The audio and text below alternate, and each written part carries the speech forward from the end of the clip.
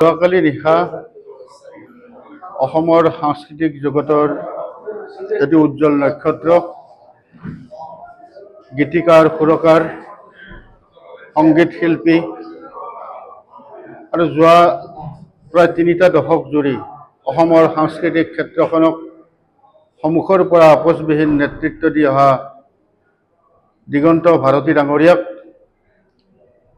মঞ্চলৈ আমন্ত্ৰণ কৰি নি অতি অবাঞ্ছিতভাৱে অসৌজন্যসূচকভাৱে তেওঁক অপমানিত কৰাৰ এক পৰিৱেশ ৰচনা কৰা হ'ল।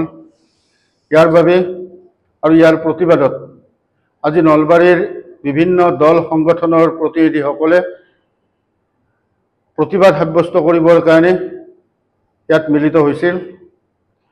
আৰু অতি দুখৰ বিষয় যে দিগন্ত ভাৰতী ডাঙৰীয়াই আচলতে তেওঁৰ কৰ্মৰ জৰিয়তে তেওঁৰ বিচক্ষণতাৰ জৰিয়তে সাধনাৰ জৰিয়তে আজি সাংস্কৃতিক ক্ষেত্ৰখনত এক বৃহৎ অনুষ্ঠানলৈ ৰূপান্তৰ হৈছে।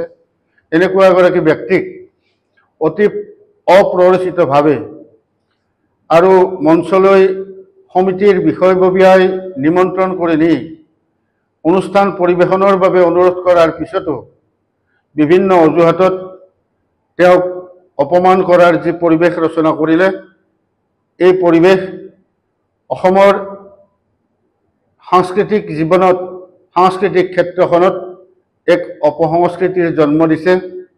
এই অসৌজন্যসূচক আৰু অপমানজনক ব্যৱস্থাক আমি প্ৰতিবাদ কৰিছোঁ সকলোৱে সন্মিলিতভাৱে আৰু আশা কৰিছোঁ যে এই অমানৱীয় কাৰ্যত এই দুষ্কাৰ্যত জড়িত যিসকল ব্যক্তি সেই ব্যক্তিসকলক কঠোৰৰ পৰা কঠোৰতম শাস্তি প্ৰদান কৰিব লাগে। আৰু যিখন বিহু সন্মিলনীত এই ঘটনা ঘটিবলৈ পালে এই বিহু সন্মিলনীয়ে ৰাজহুৱাভাৱে দিগন্ত ভাৰতীৰ ওচৰত ক্ষমা প্ৰাৰ্থনা বিচাৰিব লাগে। এই আজি দল সংগঠনসমূহে নলবাৰীৰ মজিয়াত সমবেত হৈ দাবী উত্থাপন কৰিছে।